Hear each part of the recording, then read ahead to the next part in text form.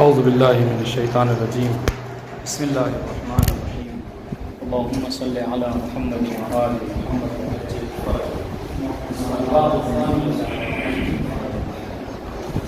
غیر المستقلات العقلیہ تمہید سبق ان قلنا ان المراد من غیر المستقلات العقلیہ هو ما لم يستقل العقل به وحده في الوصول الى النتیجہ الى آخر. کل حالانکہ ہم تھوڑی سی یہ بحث جو ہے وہ پڑھ چکے تھے مگر مشکل نہیں ہے پھر سے دوہرا لینے میں. ہم باب ثانی میں جو ہے وہ گفتگو کرنے والے ہیں باب غیر مستقلات عقلیہ سے. ٹھیک ہے, تو باب ثانی کہنے کا مطلب یہ کہ باب اول جو ہے وہ گزر چکا ہے, اور باب اول میں گفتگو جو ہوئی ہے کس کے متعلق ہوئی ہے؟ مستقلات عقلیہ نہیں, مقصد اول میں مباحث الفاظ سے متعلق, مقصد ثانی میں ملازمات عقلیہ. ٹھیک ہے, دیکھیے بتاؤں آپ کو کیسے ہے. مباحث یا یہ نہیں کہہ کے بلکہ مقاصد الکتاب کہہ دیجئے. ٹھیک ہے, مقاصد کتاب میں سے اب تک ہم نے دو, مقصد اول, ٹھیک ہے, مقصد الاول مباحث الالفاظ, ٹھیک ہے, مقصد الثانی میں ملازمات العقلیہ. پھر اس کی جو ہے کیا ہے, دو باب ہیں اس کے. باب اول میں کیا ہے, ہاں مستقلات عقلیہ, اور باب ثانی میں غیر, ٹھیک ہے, مستقلات عقلیہ. ٹھیک, اچھا, خود نام سے واضح ہے غیر مستقلات عقلیہ کسے کہتے ہیں. کہا غیر مستقلات عقلیہ, جیسا کہ بتایا کہ غیر مستقلات عقلیہ اسے کہتے ہیں کہ جہاں پر نتیجے تک پہنچنے میں خود عقل جو ہے مستقل نہ ہو بلکہ اس کو حکم شرعی کی ضرورت پڑے. ٹھیک ہے, کہیں جب تک حکم شرعی نہ ہو اس کے بنا یہ نتیجے تک نہیں پہنچ سکتا. ٹھیک ہے, اب جیسے مثلا کیا ہے, نتیجہ کی گفتگو ہو رہی ہے تو آپ نے منطق میں پڑھا ہوگا نتیجے تک پہنچنے کے لیے صغرا اور کبرا کی ضرورت ہوتی ہے. ٹھیک ہے, تو یا تو وہ صغرا میں مدد لے لے حکم شرعی کی, یا پھر جو ہے کیا ہے کبرا میں مدد لے لے حکم شرعی کی. بہت ان شاء اللہ. ویسے عام طور سے کیا ہوتا ہے, کبرا چونکہ کلی ہوتا ہے اور حکم عقل کلی ہوا کرتے, لہٰذا وہ کبرا جو ہمیشہ کیا ہوتا ہے عقلی ہوتا ہے. ٹھیک ہے, تو اب آپ دیکھیے, جیسے مثال کے طور پر بات کروں, جیسے کہا کہ شارع نے کہا ذل مقدمت واجبۃ, کہ ذل مقدمہ کیا ہے, واجب ہے. جیسے کیا ہے اقیم الصلاۃ, نماز جو ہے واجب ہے. ٹھیک ہے, لیکن نماز کے لیے ایک مقدمہ ہے, وہ کیا ہے, وضو. ٹھیک ہے, اور تو یہ تو کیا ہو گیا, یہ ذل مقدمہ ہو گیا. شارع کا ایک حکم شرعی ہے کہ ذل مقدمہ واجب ہے, اور یہ ذل مقدمہ کا وجوب کیسے سمجھ میں آیا؟ کہ اقیم الصلاۃ کے ذریعے سے, چونکہ اقیم فعل امر ہے اور فعل امر ظاہر فی الوجوب ہوتا ہے, لہٰذا اقیم ظاہر فی الوجوب. اس سے سمجھ میں آ گیا ہمیں کہ نماز ہم پر واجب ہے. ٹھیک ہے, اور نماز کیا ہے, ذل مقدمہ ہے. اس کا مقدمہ کیا ہے؟ اس کا مقدمہ وضو ہے. اب یہاں پر عقل آ کر کہے گی کیا کہ مقدمۃ الواجب واجب. اور انشاءاللہ کہ جو واجب مقدمہ ہوتا ہے واجب ہوتا ہے. کیوں؟ اس لیے کہ مقدمے کو چھوڑنا اس بات کی دلیل بن جاتی ہے کہ آپ ذیل مقدمے کو بھی ترک کر رہے ہیں, چھوڑ رہے ہیں. تو یہ عقل کہتی ہے کہ اگر ذیل مقدمہ کسی مقدمے کے اوپر موقوف ہے تو پہلے مقدمے کو انجام دے لیجئے تاکہ ذیل مقدمہ نہ چھوٹ سکے. بات انشاءاللہ جی. تو یہی کہا کہ غیر مستقلات عقلیہ کا مطلب کیا ہے؟ غیر مستقلات عقلیہ کے نتیجے تک پہنچنے کے لیے عقل جو ہے کیا ہے, خود مستقل نہ ہو. ہاں, خود جو کیا ہے اس کے اندر استقلال نہیں پایا جاتا, بلکہ کیا ہے, ہم ہندی میں کہتے ہیں بلکہ وہ نربھر ہے. سمجھیں, وہ موقوف ہے, اس کو ضرورت ہے ایک حکم شرعی کی. جب حکم شرعی آ کے اس کو استعانت مدد دے گی تب جا کے وہ نتیجہ نکال پائے گی. بتا دیں, یہ ہم چونکہ کل پڑھ چکے ہیں لہٰذا اس میں تکرار نہیں کریں گے, اس کو جلدی سے تطبیق کر لیتے ہیں بس آپ لوگوں کی بدولت. ٹھیک, سنیے. تمہید سبق ان قلنا, یہ بات گزر چکی اور ہم نے آپ کی خدمت میں یہ بات کہی ہے کہ ان المراد من غیر المستقلات العقلیہ, کہ غیر مستقلات عقلیہ سے مراد کیا ہے؟ ہوا ما لم یستقل العقل به, وہ ہے کہ جہاں پر عقل جو ہے کیا ہے مستقل نہیں ہوتی. ٹھیک ہے, وحدہ فی الوصول الی النتیجہ, یعنی کیا مطلب, یعنی عقل کسی سے مستقل نہیں ہے. کہا نتیجے تک پہنچنے کے لیے خود اکیلے وہ کافی نہیں ہے, بل یستعین بحکم شرعی, بلکہ اس کو ضرورت ہوتی ہے استعانت کی, مدد کی. تو وہ مدد لیتی ہے کس سے؟ ایک حکم شرعی کے ذریعے سے. ٹھیک ہے, اچھا, یہ حکم شرعی سے مدد کہاں پہ لیتی ہے؟ کہہ رہے فی احدى مقدمۃ القیاس, قیاس کے جو دو مقدمے ہیں نتیجے تک پہنچنے کے لیے, صغرا اور کبرا, ان دونوں میں سے کسی ایک میں اس کی ضرورت ہوا کرتی ہے. ٹھیک ہے, ہاں تو پہلے والے مقدمے کو صغرا کہتے ہیں، والمقدمۃ الاخری ہی الکبریٰ. سنیے گا ابھی حکم عقلی کیا ہے، ٹھیک ہے، جو کبریٰ میں عام طور سے ہوگا. کہہ رہے الحکم العقلی هو الذی الحکم العقلی الذی هو عبارہ عن حکم العقل بالملازمۃ عقلا بین الحکم فی المقدمۃ الاولی و بین حکم شرعی آخر. ٹھیک ہے، حکم عقلی کیا ہے کہ عقل حکم لگاتی ہے کہ شرعن ذی المقدمہ اور مقدمے کے درمیان میں کیا ہے ملازمہ پایا جاتا ہے. یہ عقل حکم لگاتی ہے. سمجھ رہے ہیں کیا عقل حکم لگاتی ہے. اب مثال میں دیکھیے اسی تطبیق کر رہا ہوں، مصداق بیان کر رہا ہوں. عقل حکم لگاتی ہے کہ شرعن وضو واجب ہے نماز کے لیے، تو ذی المقدمے کی جگہ آپ لکھ دیجئے نیچے نماز الصلاۃ، ٹھیک ہے، اور مقدمے نیچے لکھ دیجئے وضو. بات ان شاء اللہ. تو اب آپ کے اوپر اختیار ہے، یا تو یہ جملہ کہہ لیجئے کہ عقل حکم لگاتی ہے کہ مقدمہ واجب ہے ذی المقدمے کے لیے، یا اگر مثال کہنا چاہیں تو یہ کہہ لیجئے یہ عقل حکم لگاتی ہے کہ وضو واجب ہے کس کے لیے نماز کے لیے. بات واضح ان شاء اللہ. مثال سنیے. حکم العقل بالملازمہ بین وجوب ذی المقدمۃ شرعا و بین وجوب المقدمۃ شرعا. ٹھیک ہے کہ ذی المقدمہ جو شرعی ہوتا ہے یعنی نماز، ٹھیک ہے، اور اس کا جو مقدمہ ہے شرعی، ٹھیک ہے، وضو، ان دونوں کے درمیان کیا ہے ملازمہ پایا جاتا ہے. ٹھیک ہے، یعنی کیا مطلب ملازمہ پایا جاتا ہے، یعنی یہ کہ پہلے آپ مقدمے کو انجام دیجئے تب جا کے آپ ذی المقدمے کو انجام دے سکیں گے. اور یہ تلازم کا مطلب کیا ہوتا ہے کہ اذا فقد اللازم فقد الملزوم، کہ اگر لازم نہ ہو تو ملزوم بھی نہیں ہوا کرتا ہے، اگر وضو نہ ہو تو پھر آپ کی نماز بھی نہیں ہوگی. وَهَذِهِ الْمُلَازِمَةُ الْعَقْلِيَّةُ لَهَا عِدَّةُ مَوَارِد. کہہ رہے کہ اس ملازمہ عقلیہ کے کیا ہیں متعدد موارد ہیں. وقع فيها البحث وصارت موضوعا للنزاع. پھر اس کے متعلق جو کیا علماء نے اصولیوں نے جو ہے بحث کی ہے. وَنَحْنُ ذَاكِرُونَ هُنَا أَهَمُّ هَذِهِ الْمَسَائِل. ٹھیک ہے، ہم یہاں پر جو کیا ہے وہ جو متعدد مسائل ہیں ان میں سے جو اہم ہیں وہ 5 ہمیں لگے کہ اہم ہیں، لہٰذا ہم یہاں پر ان 5 کو ذکر کریں گے. ان میں سے سب سے پہلی بحث جو کیا ہے اجزاء کی بحث ہے. واضح انشاءاللہ. سب سے پہلی بحث اجزاء کی ہے، پھر مقدمۃ الوجوب کی ہے، پھر جو ہے مسئلۃ الضد کی ہے، اجتماع الامر والنہی کی ہے، یہ ساری بحث. ٹھیک، اب آئیے اجزاء. اب یہاں سے آج کی بحث ہے، ٹھیک ہے، اور اب وہ آپ لوگ بھی اس میں شریک ہیں. اجزاء کسے کہتے ہیں؟ کہہ رہے اجزاء اس کے لغوی جہاں تک معنی ہیں تو کہہ رہے الاجزاء هو الکفایہ. الاجزاء هو الکفایہ. ٹھیک ہے، ہاں کہتے ہیں کہ غسل الجنابہ یجزی عن الوضوء. کیا مطلب ہے؟ ہاں کہ غسل جنابت کیا ہے مجزی ہے وضو سے، یعنی کہ مطلب یہ کہ اگر آپ نے غسل جنابت کر لیا تو پھر وضو کی ضرورت نہیں ہے. تو یہاں پر بھی کہہ رہے کہ یہاں پہ اجزاء کا مطلب کیا ہوتا ہے کافی ہونا. مطلب کیا ہے؟ یعنی یہ کہ جو آپ نے فعل انجام دیا ہے، ٹھیک ہے، یہ فعل کافی ہوگا، ٹھیک ہے، کسی اور فعل کی وجہ سے. تو اب دیکھیے یہ کافی ہونے کا مطلب کیا ہے، یہاں پر کوئی ایسا جو دوسری چیز ہے وہ کم سے کم پہلے والے کی کیا ہے بدیل ہے. کیونکہ مجزی کون سی چیزیں ہوتی ہیں جو کم سے کم اسٹیٹس میں برابر ہوں، ہے کہ نہیں. جیسے میں آپ کو نظر کروں، آپ سابعہ کے اسٹوڈنٹ ہیں، سابعہ کے طلبہ ہیں، تو آپ کے لیے مجزی کون ہوگا؟ یا تو سادسہ جو قریب ہے، لیکن اولا اور ثانی والا آپ کا بدیل نہیں ہو سکتا ہے نہیں. جی تو بہرحال لغت میں اجزاء کا مطلب ہے کفایہ. ٹھیک ہے، جہاں تک اصطلاحی مطلب ہے تو اصطلاح میں اس کی کوئی خاص تعریف نہیں ہے. ٹھیک ہے، مگر یہ کہ جب ہم اجزاء کی بحث پڑھ لیں گے نا تو خود بخود آپ جو اس کی تشریح کرنے لگے ہیں. ہم اس کو بتا رہے ہیں اجزاء میں کیا ہے. اجزاء میں مطلب یہ ہے کہ البتہ اس بات کو ذکر کرنے سے پہلے ہم کچھ مقدمات کو ذکر کر رہے ہیں جس کو سمجھنا بہت ضروری ہے، تب جا کے بات سمجھ میں آئے گی. دیکھیے مسئلہ یہ اس میں اجزاء میں، ٹھیک ہے، کچھ چیزیں محل وفاق ہیں اصولین کے درمیان اور کچھ چیزیں جو کیا ہے محل اختلاف ہے. اور آپ جب یہاں تک پہنچے ہیں تو یقیناً آپ کو یہ بات مصنف کا طریقہ معلوم ہوگا کہ مصنف کا یہ طریقہ رہا ہے کہ وہ کسی بھی بحث کو شروع کرنے سے پہلے محل نزاع کو بیان کرتے ہیں. ہاں کہ ہم اس میں یہاں پہ بحث کرنا محل نزاع کیا ہے اصولین کے درمیان میں. اس لیے کہ دیکھیں جو چیز متفق ہیں جس میں اختلاف نہیں اس کو بحث کرنے کا کوئی فائدہ ہی نہیں ہے. بات ان شاء اللہ تو وہ پہلے محل نزاع کو بیان کرتے ہیں. تو سنیے گا مسئلہ اجزاء میں 2 باتیں کیا ہے محل اتفاق ہے اصولین کے درمیان، یعنی سب کہتے ہیں اس میں کوئی اختلاف نہیں ہے. بس ایک جگہ ہے کہ جو موضع نزاع ہے. ٹھیک ہے، 2 باتیں محل کیا ہے ہم بتائیں گے انشاءاللہ. مسئلۃ الاجزاء. ٹھیک ہے، 1 2 3 1 2 3. ٹھیک ہے، یہ کیا ہے وفاق.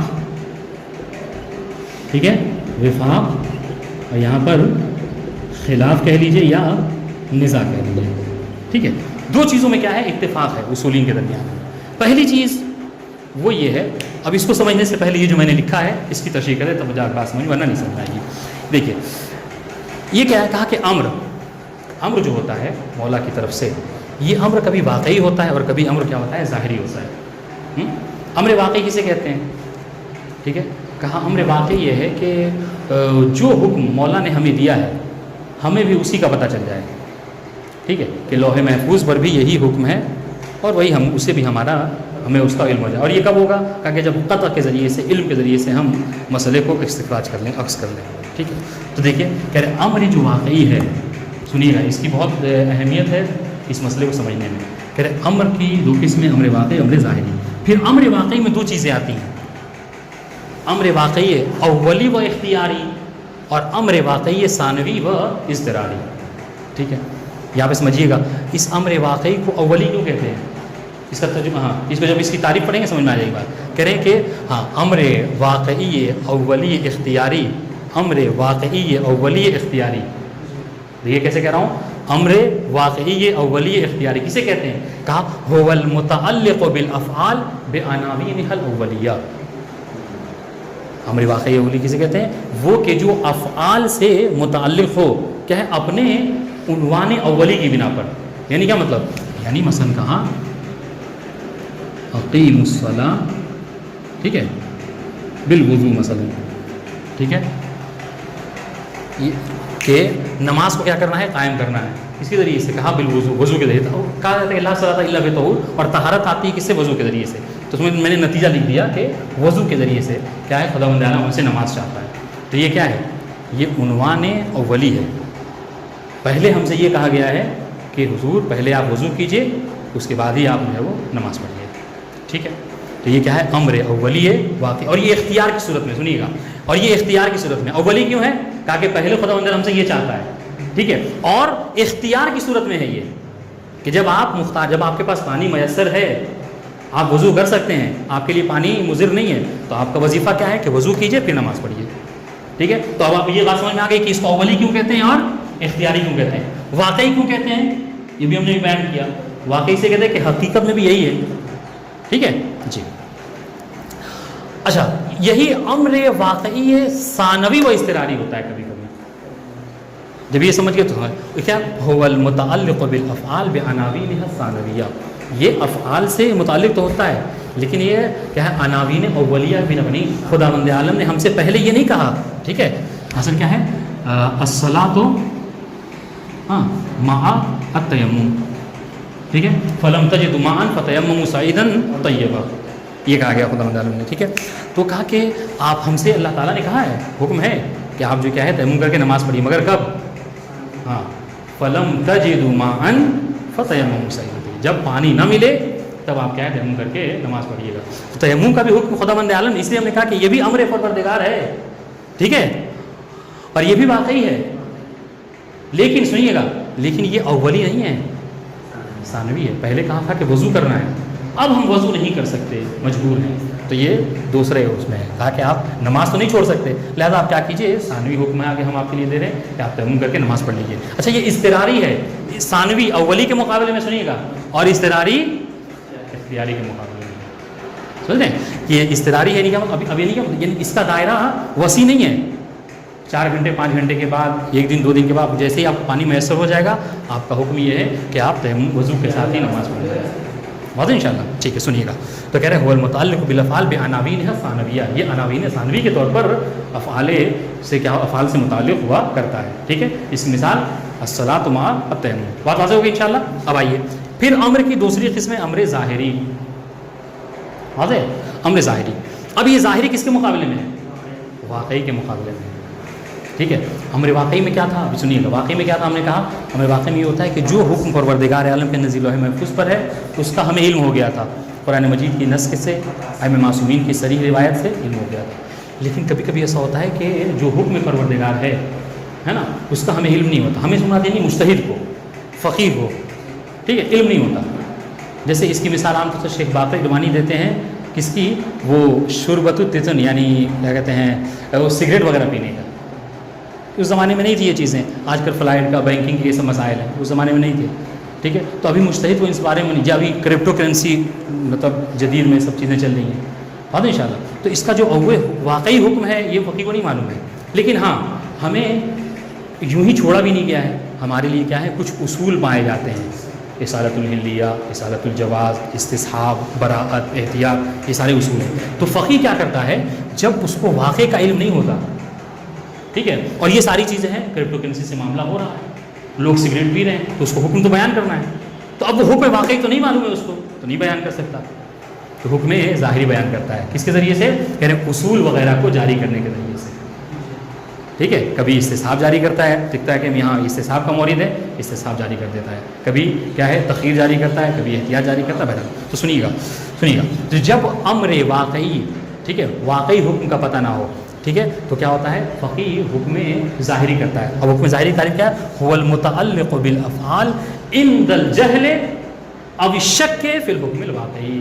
جب حکم واقعی کے متعلق فقیہ کو کیا ہوتا ہے، یا تو وہ جاہل ہے، نہیں جانتا حکم واقعی کیا ہے، یا پھر اس کو شک ہے کہ آیا واقعی یہی حکم واقعی ہے یا نہیں ہے. تو اس صورت میں کیا ہوتا ہے، وہ حیرت و ضلالت کا شکار ہو جاتا ہے کہ آخر میں فتویٰ دوں تو کیا دوں. تو اس صورت میں کبھی احتیاط کرتا ہے، کبھی استصحاب جاری کرتا ہے. ٹھیک ہے، تو اس صورت میں حیرت و ضلالت سے مکلف کو نکالنے کے لیے جن اصولوں کا سہارا لے کر حکم جو ظاہر کرتا ہے وہ حکم ظاہری ہے. بات واضح انشاءاللہ.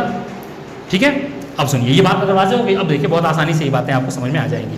مسئلۃ الاجزاء ہم نے کیا کہا تھا، مسئلۃ الاجزاء میں دو باتیں محل وفاق سمجھنے کے لیے، ایک بات محل اختلاف ہے. محل وفاق کیا ہے؟ محل وفاق یہ ہے کہ دیکھیے جس مسئلے کو آپ کو حکم دیا گیا ہے، ٹھیک ہے، وہ چاہے امر واقعی ہو اولی اختیاری، ٹھیک ہے، یا امر واقعی ثانوی ہو اضطراری ہو، ٹھیک ہے، جیسا آپ کو حکم دیا گیا ہے اگر آپ نے اس کو اسی طریقے سے تمام اجزاء و شرائط کے ساتھ انجام دے دیا تو کیا ہے، یہ آپ کے لیے مجزی ہے. جی، اس میں کوئی اختلاف نہیں کرتا. سمجھ رہے ہیں، اس میں کوئی اختلاف نہیں کرتا. آپ سے کہا گیا نماز کیا کیجیے، آپ تیمم کر کے پڑھیے، آپ نے کیا کہا تیمم کر کے نماز پڑھ لی، بات ختم ہو گئی. ٹھیک ہے، کوئی فقیہ نہیں کہتا ہے کہ آپ کو پھر دوبارہ نماز پڑھنی ہے. ٹھیک ہے، یا آپ نے غلط نماز پڑھ لی ہے. تو یہ سب کے یہاں اتفاق ہے. تو یہ پہلا محل وفاق ہے کہ چاہے امر واقعی اولی اختیاری ہو یا امر واقعی ہے ثانوی و اضطراری ہو، جو اجزاء و شرائط آپ کے لیے بتائے گئے تھے آپ نے ان اجزاء و شرائط کا خیال کر کے، ٹھیک ہے، امر کو مامور بہی کو انجام دے دیا، کیا ہے، آپ نے اپنی تکلیف کو گویا کہ ساقط کر دیا، ختم. ٹھیک ہے، یہ محل اختلاف ہے، کوئی اس میں اختلاف نہیں کرتا. دوسری چیز یہ بھی محل وفاق ہے، وہ یہ کہ جو مامور بہی ہے اس کو جب آپ اجزاء و شرائط کے ساتھ ایک بار انجام دے لیتے ہیں، چاہے وہ اولی اختیاری ہو ثانوی اضطراری ہو، ٹھیک ہے، جب ایک بار انجام دے لیتے ہیں، ٹھیک ہے، تو جو غرض مولا ہے، کیونکہ ہم کہتے ہیں نا کہ واجب ہو حرام ہو مستحب ہو، یہ کیا ہے، یہ ملاک کے تابع ہوتے ہیں. ملاک کے تابع ہوتے ہیں. شارع دیکھتا ہے کہ اس میں مصلحت ہے تو کہتا ہے ہاں آپ اس کو انجام دے دیجیے. کہا اس میں شراب پینے میں مفسدہ ہے کہ تمہارے لیے حرام، اس کے قریب تک نہ جانا. اور ان شاء اللہ تو ہمارے کہتے ہیں کہ یہ عوامر و نواہی تابع ہوتے ہیں کس کے، ملاک کے، غرض مولا کے. تو سنیے گا، تو مولا نے جو ہمیں حکم دیا، ٹھیک ہے، جس غرض سے بھی دیا ہم نے اس کو انجام دے لیا تو غرض کیا ہے، ساقط. تو سمجھ لیجیے. اب ایک بات کہہ رہا ہوں، سنیے گا، گویا کہ مامور بھی چاہے وہ واقعی ہو، واقعی اولی ہو یا واقعی ثانوی، ٹھیک ہے، یہ کیا ہے، یہ معلول ہے اور اس کی علت کیا ہے، ملاک. ٹھیک ہے، مامور بھی حکم امر، یہ کیا ہے، یہ نماز کا پڑھنا، یہ کیا ہے، نماز ہماری مثلا، یہ کیا ہے، یہ معلول ہے. اس کی علت کیا ہے، غرض مولا. مولا کو غرض ہے ہم سے کیا، کہ وہ چاہتا ہے کہ میرا بندہ میرا مطیع رہے. سمجھ رہے ہیں. تو اب کیا ہوا، مولا نے کہا کہ نماز پڑھو، ہم نے تمام اجزاء و شرائط کے ساتھ نماز پڑھ دی. تو جو غرض مولا ہے وہ پورا ہو گیا. اس کی ہم سادہ مثال دیں، بہت آسان، جو اب تک نہیں سمجھا وہ سمجھ جائے گا. مجھے پیاس لگی تھی، ٹھیک ہے، میں نے کہا مجھے پانی دیجیے، آپ نے پانی دیا، میں نے پانی لے کر پی لیا. تو کیا ہے، میری جو غرض تھی پانی مانگنے کی، پیاس کا بجھانا، میری پیاس بجھی، غرض ختم. تو اب دوبارہ آپ کا پانی دینے کا کوئی مطلب نہیں بنتا ہے. تو یہاں پر وہی بات ہے، محل وفاق ہے کیا، مولا کی جو غرض ہے امر و نہیں سے، آپ نے کیا کیا، اس کو انجام دے دیا. ٹھیک ہے، تو کیا ہے، نماز پڑھ، ایک بار نماز تمام اجزاء و شرائط کے ساتھ میں پڑھ لی تو اس کا غرض ختم ہو گیا. اب کیا ہے، اب آپ کو دوبارہ، ٹھیک ہے، یا 3 بار 4 بار آپ کو تکرار کرنے کی ضرورت نہیں ہے. یہ بھی کیا ہے، محل وفاق اختلاف ہے، محل وفاق ہے. ٹھیک ہے، اب تک ہم نے مسئلہ اجزاء میں محل اختلاف کو نہیں پڑھا. مصنف کہہ رہے ہیں ہاں ایک صورتحال ہے کہ جہاں پر مسئلۃ الاجزاء میں، اور یہ سب مجزی ہیں، سمجھ رہے ہیں، سب مجزی ہیں، ابھی آپ کو ثواب ملے گا، آپ بالکل مطیع ہیں، ٹھیک ہے، عند اللہ ماجور ہوں گے. ایک مسئلہ ہے، وہ کیا؟ وہ یہ، اب دیکھیے، اب یہ ساری باتوں کے مطلب اس سے ربط ہے. ایک مسئلہ ہے وہ یہ کہ دیکھیے وہ کیا ہے، وہ یہ کہ مکلف نے جو امر انجام دیا ہے، جو معمولی بھی ایک انجام دیا، وہ ثانوی و اضطراری انجام دیا ہو، ٹھیک ہے، یا ظاہری کو انجام دیا ہو، ٹھیک ہے، مکلف نے، ٹھیک ہے، حکم واقعی اولی کو انجام نہیں دیا، پانی میسر نہیں تھا، ٹھیک ہے، تو تیمم کر کے نماز پڑھ لی. بات انشاءاللہ مطلب کیا ہے، تیمم کی نماز پڑھنے ہوتا کہ حکم ثانوی و اضطراری پر عمل کیا، ٹھیک ہے، یا حکم واقعی سے جاہل تھا، اس نے کیا کیا، ظاہری پر عمل کیا. لیکن سنیے گا، لیکن وقت رہتے ہی جب اس نے 1 بجے نماز پڑھ لی، یہ ہوا کہ 4 بجے ہر جگہ پانی آیا، اس کے گھر پہ بھی پانی آ گیا، ٹھیک ہے. ہاں، تو وہ جو اضطرار کی صورت تھی، ہم نے کہا تھا کہ یہ وسیع نہیں ہے، یہ طولانی نہیں ہے، یہ کبھی ختم ہو سکتا. تو یہ جو ثانوی اور اضطراری حکم تھا، یہ جیسے ہی پانی آیا، پانی پہ آپ قادر ہو، وہ ختم ہو گیا. بہت انشاءاللہ. یا حکم ظاہری، اس کو عند الجہل ہے نا، یہ عند الشک ہے نا، مکلف کو واقعی کوئی ایسی روایت مل گئی، ٹھیک ہے، کہ جس سے اس کو پتہ چل گیا کہ اس مسئلے میں یہ حکم ہونا چاہیے، اور اس نے حکم کوئی خلاف دیا تھا، تو اب تو اس کو واقعی کا پتہ چل گیا.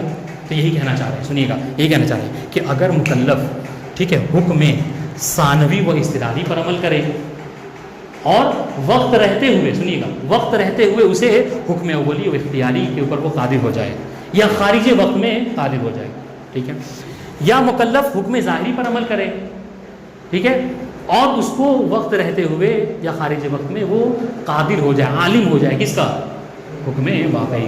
تو اس صورت میں یہاں پر اختلاف ہے کہ آیا وہ جو اس نے ثانوی و اضطراری پر عمل کیا ہے یا حکم ظاہری پر عمل کیا ہے، یہ واقع سے مجزی ہے یا مجزی نہیں ہے، یہ مسئلۃ الاجزاء میں ہے محل اختلاف، ٹھیک ہے.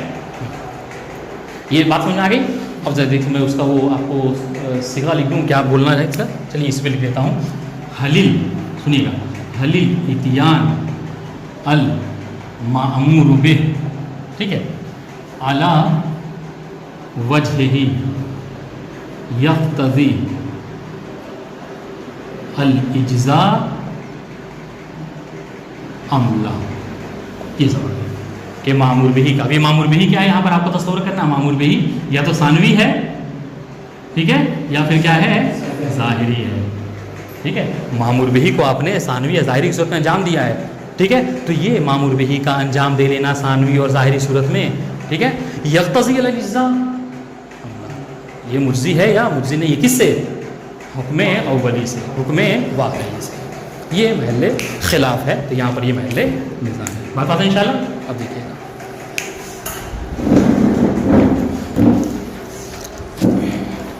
کوئی مشکل ہے ابھی؟ دیکھیے کہ لا شک کا یہاں پر آپ لکھنا چاہیں تو وہ لکھ سکتے ہیں، جو ہم نے 3 وہ بتایا تھا نا کہ محل، یہ پہلا مورد ہے کہ جو محل وفاق ہے، اختلاف یہاں پر نہیں کرے. لا شک کا، لا شک کا مطلب کیا ہے، ترجمہ اس کا لا شک کا یہ نہیں کہیں گے کہ شک نہیں کہ لا خلافہ.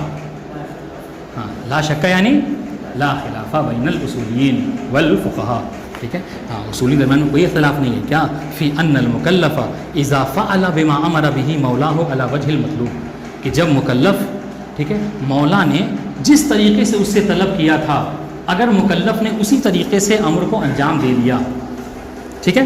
اے اتا بال، دیکھیے اس کی تفسیر کر رہے ہیں، اے تفسیریہ کے ذریعے سے، اے اتا بالمطلوب علی طبق ما امر به، ہاں، کیا، یعنی مکلف نے جس طریقے سے، ٹھیک ہے، عامر نے جس طریقے سے، شارع نے، حاکم نے حکم کیا تھا، اس کو اسی کے مطابق انجام دے دیا. یعنی کیا مطلب، جامعا لجمیع ما هو معتبر فیہ من الاجزاء بشرائط، ٹھیک ہے، یعنی معمول بہی میں جتنے اجزاء تھے، ان تمام اجزاء کے ساتھ جتنے شرائط تھے، تمام شروط کی رعایت کرتے ہوئے اس نے کیا ہے، انجام دے دیا. اسے کیا ہے، نماز کے لیے طہارت کی شرط تھی، قبلے کی شرط تھی، اس نے قبلہ اور شرط اس کو دھیان رکھا، ٹھیک ہے. اس کے اجزاء، نماز کے 10-11 اجزاء تھے، ان سب کا خیال رکھتے ہوئے نماز پڑھ لی. شرعی امکانات اور عقلیہ، چاہے یہ اجزاء اور شرائط شرعی ہوں یا پھر جو کیا ہوں، عقلیہ ہوں. سنیے گا، فإن هذا الفعل منه يعتبر امتثالا لنفس ذلك الامر. تو اس صورت میں کیا ہے، وہ جو حکم دیا گیا تھا مکلف کو، کہ اس حکم کا اس نے گویا کہ امتثال کر لیا، اس کو انجام دے دیا. بات انشاءاللہ. سواء کان، سنیے گا، سواء کان الامر اختیاریا واقعیا او اضطراریا او ظاہریا، یہ تینوں صورتیں ہیں، چاہے یہ واقعی اختیاری ہو، واقعی اضطراری ہو یا ظاہری ہو، سب میں کوئی اختلاف نہیں ہے، جو انجام جس طریقے سے کہا گیا اس نے انجام دے دیا، ختم ہو گئی بات، ٹھیک.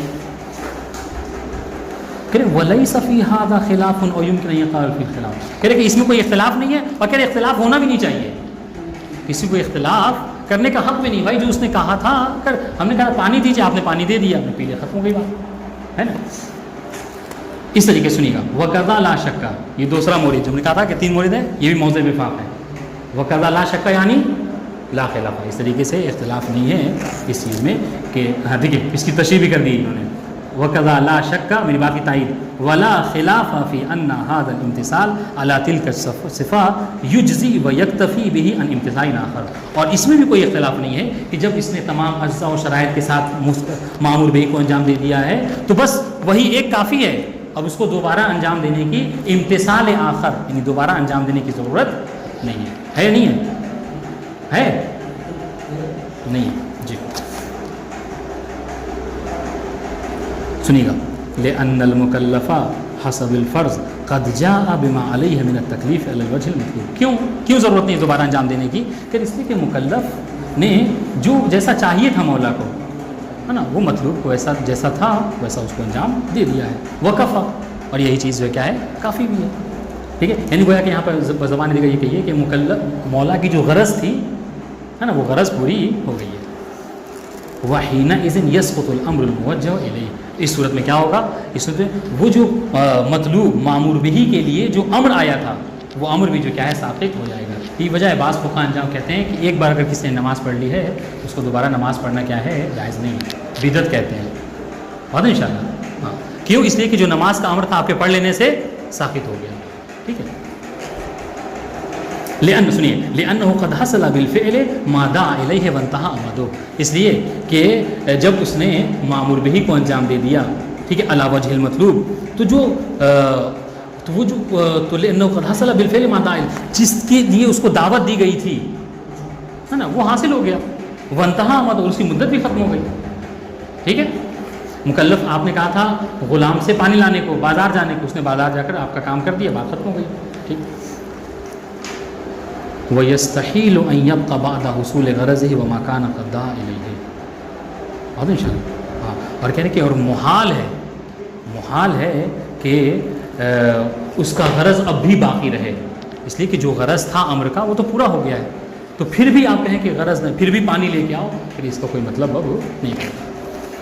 ٹھیک ہے، لِانْتِهَاءِ أَمْرِ دَعْوَتِهِ بِحُصُولِ غَایَتِهِ الدَّاعِیَ إِلَیْهِ. کیوں؟ اس لیے کہ جو مدت تھی دعوت کی وہ کیا ہے، وہ ختم ہو گئی. اور کیوں؟ اس لیے کہ جو غایت تھی، جو مقصد ہے وہ ختم ہو گیا. ہم نے کہا تھا اس کو سمجھانے کے لیے میں کیا کہا تھا کہ جو اوامر و نواہی مولا ہیں یہ غرض کے تابع ہیں، یہ ملاک کے تابع ہیں.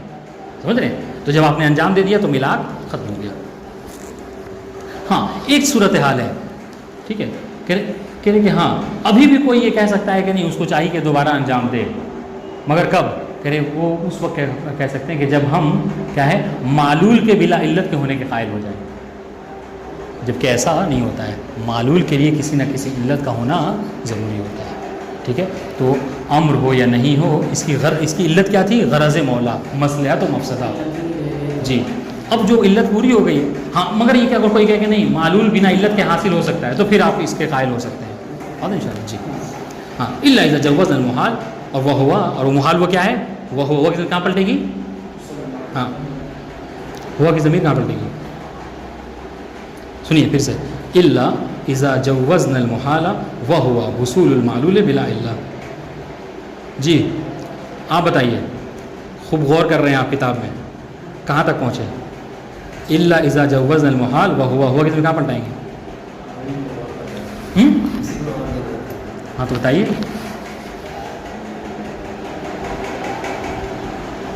کون بتائے گا؟ آپ بتائیں گے؟ جی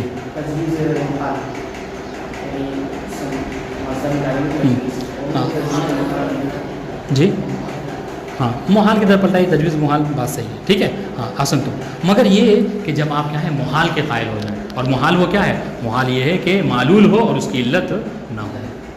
ٹھیک. وهو حصول المعلول بلا علت. ٹھیک ہے، یہ بات یہاں پر ختم ہو گئی. اب آئیے تیسرا پوائنٹ جو ہم نے کہا تھا، اور یہ کیا ہے، یہ محل نزاع ہے. ان شاء اللہ یہاں تک کوئی اختلاف نہیں تھا.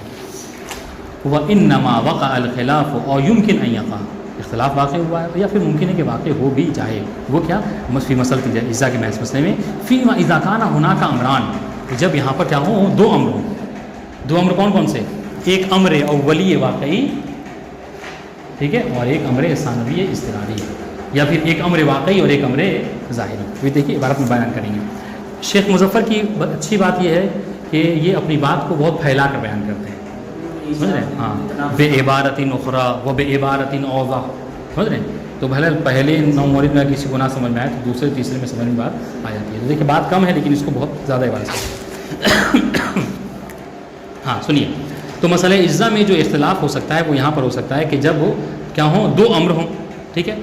ایک امر کیا ہو، امر اولی واقعی، جیسا کہ ہم نے لکھا امر اولی واقعی، کہہ رہے لم یمتثلہ المکلف، کہ جس کو مکلف نے انجام نہیں دیا. ٹھیک ہے، لم یمتثلہ میں ہوا کہ ہاں کی زمین کہاں پلٹے گی؟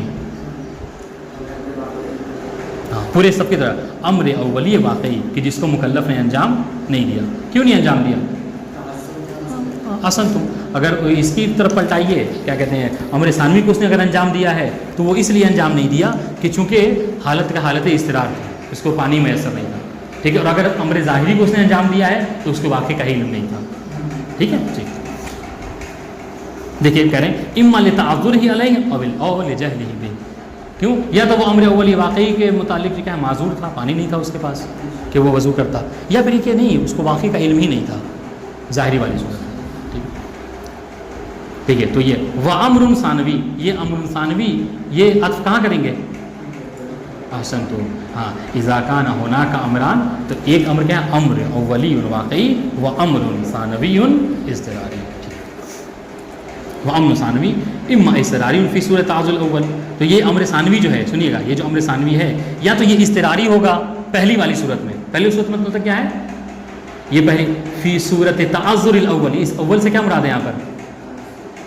دیکھیے یہ ہنر ہے، اگر اس طریقے سے عبارت وغیرہ وہ سمجھ کے پڑھیں گے پھر کبھی مشکل نہیں ہوگی آپ کو، کہیں شرح کرنے میں کہیں بھی چلے جائے کوئی دقت نہیں ہوگی. اس لیے یہ کہہ رہے ہیں نا، دیکھیے کیا کہہ رہے ہیں وہ امر ثانوی اما اضطراری، یہ جو امر ثانوی ہے یا تو اضطراری ہے، ٹھیک ہے، یا ظاہری ہے. اضطراری کب ہے؟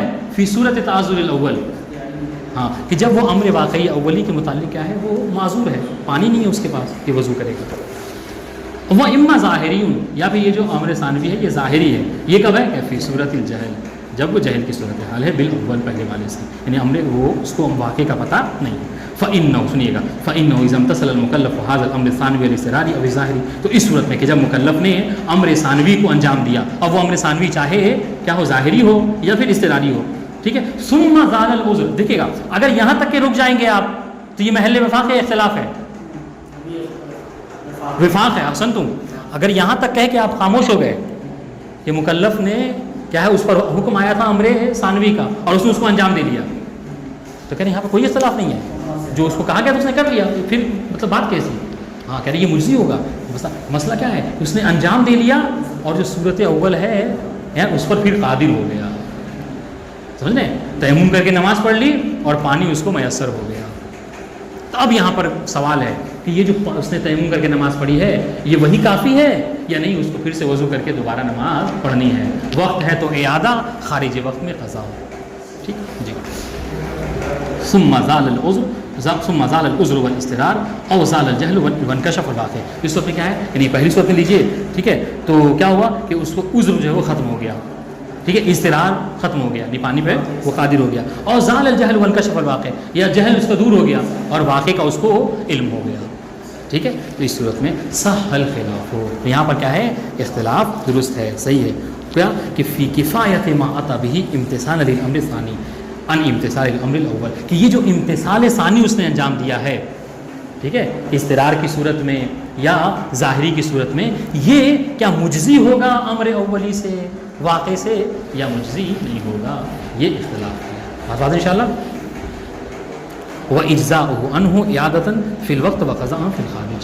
اب یہاں پر اختلاف ہوگا کہ یہ جو اس نے انجام دے لیا ہے، ٹھیک ہے، اگر وہ داخلے وقت میں قادر ہوا پانی کے اوپر تو کیا اس کو اعادہ کرنا ہے؟ اعادہ کا تعلق ہمیشہ داخلے وقت سے ہوتا ہے، قضا کا تعلق خارج وقت سے ہوتا ہے، آپ جانتے ہیں اس بات کو. تو اگر وقت رہتے ہوئے وہ پانی مل گیا اس کو تو کیا اس کو دوبارہ نماز پڑھنی ہے وضو کر کے، یا خارجی وقت میں جب پانی ملا تو اس کو وضو کر کے اس کی قضا کرنی ہوگی. وَلِأَجْلِ هَذَا عُقِدَتْ هَذِهِ الْمَسْأَلَةُ مَسْأَلَةُ النِّزَاعِ، یہی وجہ ہے، اسی وجہ سے اس محل نزاع کی بنا پر، ورنہ اگر محل اختلاف کی بات ہوتی تو یاد رکھیے جہاں پر علمی مجال ہوتا ہے نا، جہاں وہ بحث و مباحثے والی بات ہوتی ہے، وہاں پر جو اختلافی باتیں ہیں وہاں پر گفتگو ہوتی ہے، وفاقی باتوں پر گفتگو نہیں ہوتی. تو مسئلہ اجزا اصلا قائم ہی نہ ہوتا اگر یہ تیسری صورتحال نہ ہو. یہ چونکہ اختلاف واقع کے لہٰذا مسئلۃ الاجزاء کے بارے میں ہم آج بیٹھے بحث کر رہے ہیں، ورنہ اگر شروع کی جو دو امر اول امر ثانی ہوتے کوئی بات کرنے کی ضرورت ہی نہیں تھی مسئلہ الاجزاء کی. سمجھ رہے ہیں؟ اس سے کہ جہاں پر سبھی متفق ہیں تو کیا ہے، وفاقی چیزوں پر گفتگو نہیں کی جاتی ہے، جہاں اختلاف ہوتا ہے اس میں گفتگو کی جاتی ہے. بات انشاءاللہ کافی یہاں تک. والسلام علیکم ورحمۃ اللہ وبرکاتہ. اللہم صلی